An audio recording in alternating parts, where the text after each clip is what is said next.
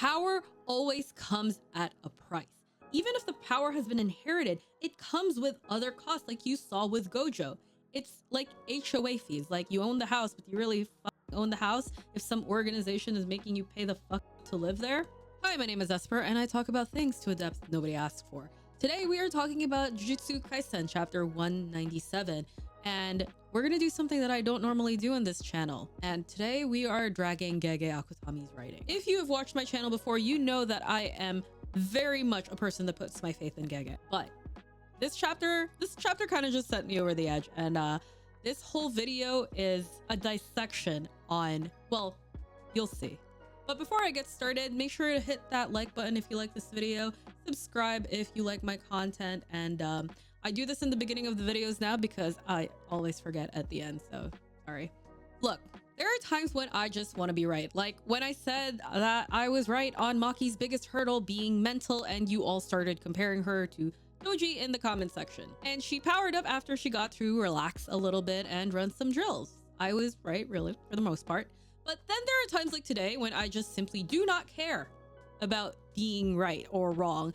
And I just have one question, and one question only, that I want answered. And that is why? Why, Gege? Legitimately, where is Naoya's power coming from? I've seen so many people compare him to the level of a disaster curse. And I don't disagree. Naoya has accelerated in power very, very drastically. But the question is why? Genuinely, Jujutsu Kaisen has always invested in letting us know the cost of everything. Yuji ingesting the finger in the literal first episode of the anime, and it has had dire consequences ever since that he is still actively paying for. It made him a target for execution. It started the awakening of literally every other finger within Japan, and started a series of horrible events that took many, many lives. Not to mention, Yuji has gone through multiple traumatic events because of this that have left him scarred, and I will be so bold as to say, it has left him as a shell of himself. And on the other end of this, even people like Gojo have paid the cost of his powers despite being gifted. Let's start off slow with Gojo the Strongest Satoru. Yes, he was born gifted, but he almost died before he truly unlocked his powers. He then spent an entire year training himself to use his powers to his full potential and to minimize his curse energy usage. In that time, the relationship he had with Geto deteriorated as Geto suffered from the PTSD of seeing the young girl he sought to protect die by being literally shot in the head in front of him. He then went on to become Jujutsu World's most wanted sorcerer, as he lost touch with the one person he cared about. Gojo is his one and only, as Gojo is the person whom he had the deepest and truest connection with. And Geto died at Gojo's hands after 10 grueling years for Gojo, and Geto probably knowing that that day will someday come, that they were headed for a collision course. You're probably like, Esper, how is that Gojo paying for his powers? Well, I'm getting there. Gojo's power has isolated him from a lot of people that he has truly sought connection with, and not many people can understand him. And the one who did, Geto, used his power against him when he left.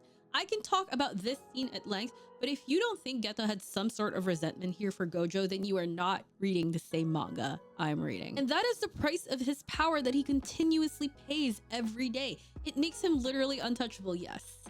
But it also makes him untouchable in the sense that people are unable to connect with him. Young Gojo probably rejected the power structure for that very reason. He probably knew in the back of his head, or even just subconsciously, that if he was tasked with protecting the weak, he would never rest, because he is the strongest. And if he accepted that he would rise to a level no one else could reach, not to dump a cliche on you, but it is lonely at the top. I think that Shoko and Yaga are some of the few people that truly understand and know him. And one of them died while Gojo has been trapped in the box. And this is not to even mention the giant target on Gojo's back at all times.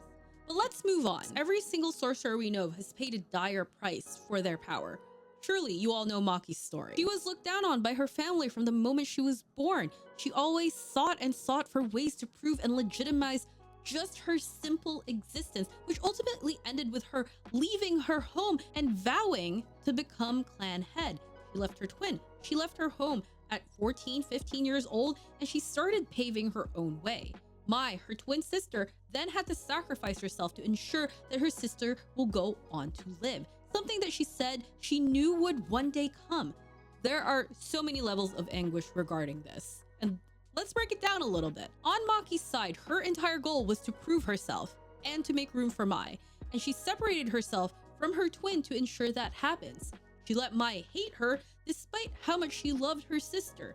On Mai's side, imagine knowing that you have limited time with your sister, but being apart from her.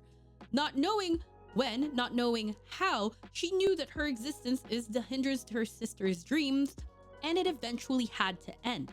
Imagine knowing that you had to die for the goals of the one you love the most to come to fruition. Coming to terms with that and actively putting yourself on that path. If you remember, Momo told Mai not to go to the Zen'in clan estate the night she died, but she went with full knowledge of what she had to do anyway. I don't need to keep going, I genuinely don't. I can throw a dart at a board full of Jujutsu Kaisen characters and probably 9 out of 10 times it will land on someone with a tragic backstory or even someone who has had something fucked up happen to them. Power always comes at a price. Even if the power has been inherited, it comes with other costs like you saw with Gojo. It's like HOA fees, like you own the house, but you really fucking own the house if some organization is making you pay the fuck up to live there. So what does Naoya have on these people besides getting absolutely shanked by Maki's mom? The point I am trying to make here is that everything in Jujutsu Kaisen up until now has had a large cost. Rapid fire round. We got a whole movie about the price that Yuta had to pay for his power.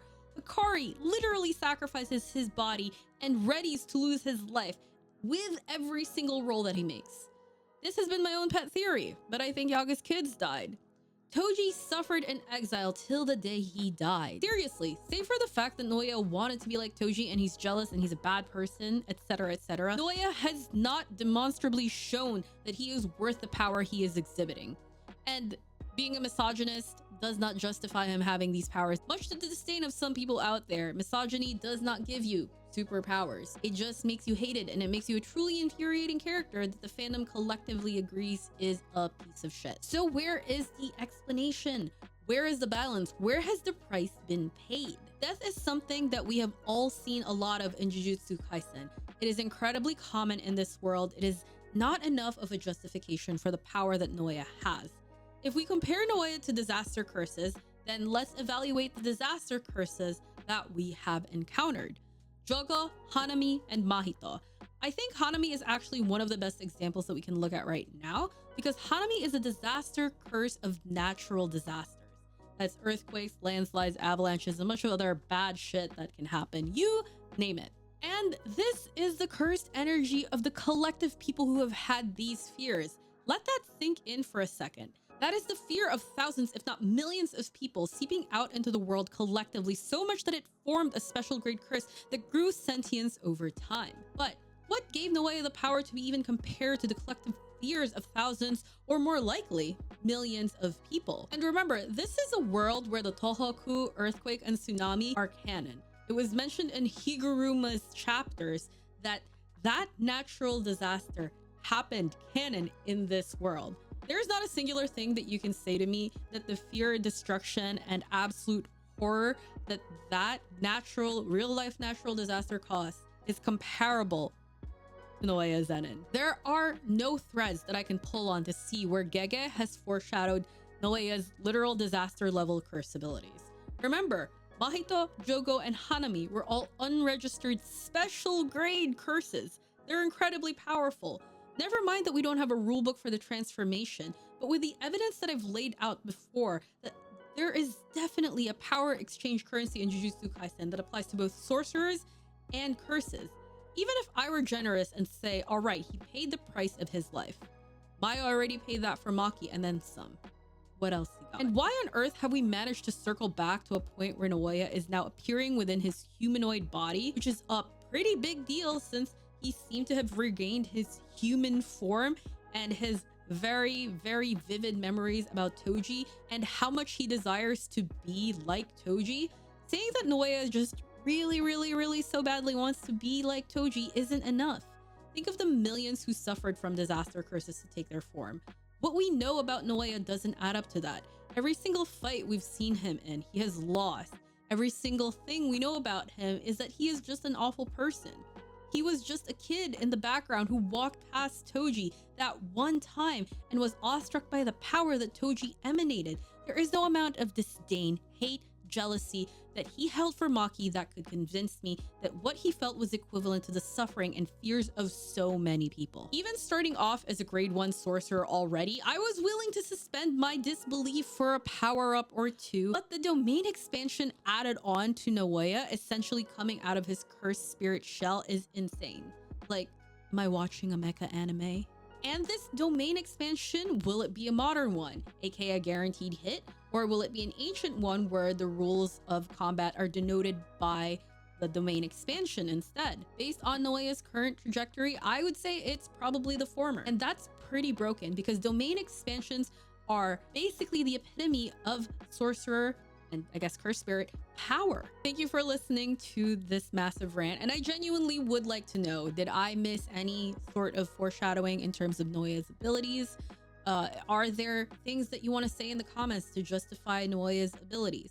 And also, look, I get it, it's a cool fight and sometimes it's just that, but I expect more out of Jujutsu Kaisen constantly because it is a manga that I have dedicated a lot of time to exploring and analyzing because Gege has so carefully laid out so many things for us. And with something like this, it just feels so off. It feels so much like it doesn't belong in the world. So a little tiny bit upset, but I'll get over it. Anyway, if you want to delve into more depressing things like Gojo and Geto's psyche, I have these 2 videos on that.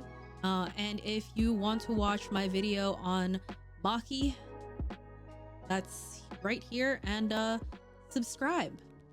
I'll see you in the next video.